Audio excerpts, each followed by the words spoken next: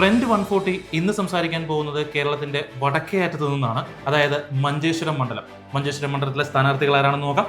വളരെ തീപ്പാറുന്ന പോരാട്ടം നടക്കുന്ന മണ്ഡലം കൂടിയാണ് മഞ്ചേശ്വരം. അവിടെ UDFന്റെ സിറ്റിംഗ് MLA AKM അഷ്റഫ്, അതോടൊപ്പം തന്നെ LDFന്റെ KR ജയാനന്ദൻ, തദ്ദേശീയ വളരെയധികം റൂട്ടുള്ള ഒരാളാണ്. കൂടാതെ നെക്ക് ടു നെക്ക് പോരാട്ടം കഴിഞ്ഞ പ്രാവശ്യം കാഴ്ചവെച്ച K സുരേന്ദ്രനാണ് NDAക്ക് വേണ്ടി മത്സരിക്കുന്നത്.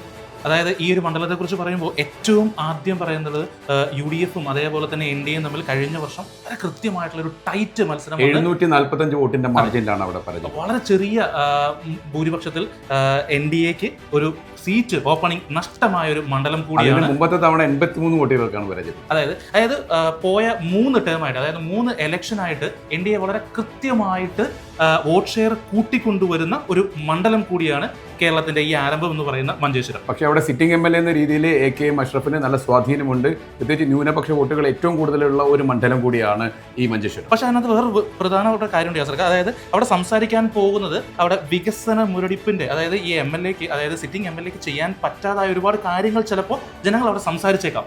അദ്ദേഹത്തിന് കാഴ്ച വെക്കാൻ പറ്റിയ ചില ഭാഗങ്ങളുണ്ട്. കാരണം വിദ്യാഭ്യാസ മേഖലകളിൽ, അതുപോലെ തന്നെ കായിക മേഖലകളിൽ, ആരോഗ്യ മേഖലകളിലൊക്കെ അദ്ദേഹം ഒരുപാട് കാര്യങ്ങൾ മുന്നോട്ട് കൊണ്ടുവരുന്നുണ്ട്. അതൊക്കെയാണ് അദ്ദേഹത്തിന്റെ ശക്തി കേന്ദ്രം. പക്ഷേ ഇവിടെ BJPക്ക്, അതായത് നമ്മൾ വളരെ കൃത്യമായിട്ട് പറയുന്നത് BJPക്ക് എന്താ പറയുക, ഒരു റൂട്ടഡ് ആയിട്ടുള്ള ആളുകളുണ്ട്. അപ്പൊ മത്സരം വളരെ കടുക്കും. അവിടെയാണ് BJPന്റെ റൂട്ടഡ് ആളുകളെ പിടിക്കുന്ന ഒരു സ്ഥാനാർത്ഥിയാണ് LDF വെച്ചിരിക്കുന്നത്, KR ജയാനന്ദൻ. അതുകൊണ്ട് തന്നെ ടൈറ്റ് മത്സരം, അതായത് ഇഞ്ചോടിഞ്ച് പോരാട്ടം കാഴ്ചവെക്കുന്ന സ്ഥലമാണ്. 3 പേരും, അതായത് വളരെ കൃത്യമായിട്ട് പറഞ്ഞു കഴിഞ്ഞാൽ 3 സ്ഥാനാർത്ഥികളും, ഈ ജയാനന്ദനെ സംബന്ധിച്ചിടത്തോളം അദ്ദേഹം വളരെ കാലമായിട്ട് കന്നഡ വോട്ടുകളും, അതായത് സപ്തഭാഷാ സങ്കരഭൂമി എന്ന് പറയുന്ന ലാംഗ്വേജിന്റെ ഡിഫറൻസ് ഇല്ലാതെ വളരെ കൃത്യമായി വേരിറങ്ങിയ ഒരു രാഷ്ട്രീയ പ്രവർത്തകനാണ്. ഒരുപാട് പ്രവർത്തനങ്ങൾ ചെയ്ത ആളുകൂടിയാണ്. അപ്പൊ അവിടെ 7000-ലേറെയുള്ള ക്രൈസ്തവ വോട്ടുകളുണ്ട്. ആ ക്രൈസ്തവ വോട്ടുകൾ സ്വാധീനിക്കും. അതുപോലെ SDPI സ്ഥാനാർത്ഥി മാറ്റിയതും ഇത് രണ്ടുമാണ് തെരഞ്ഞെടുപ്പിനെ സ്വാധീനിക്കുന്ന ഒരു ഘടകം.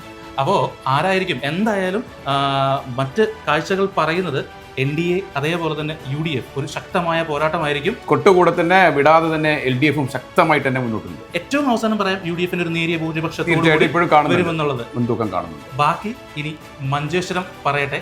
നിങ്ങൾക്ക് കമന്റ് ഇടാം, എന്താണെന്നുള്ളത് കമന്റ് ചെയ്യാം.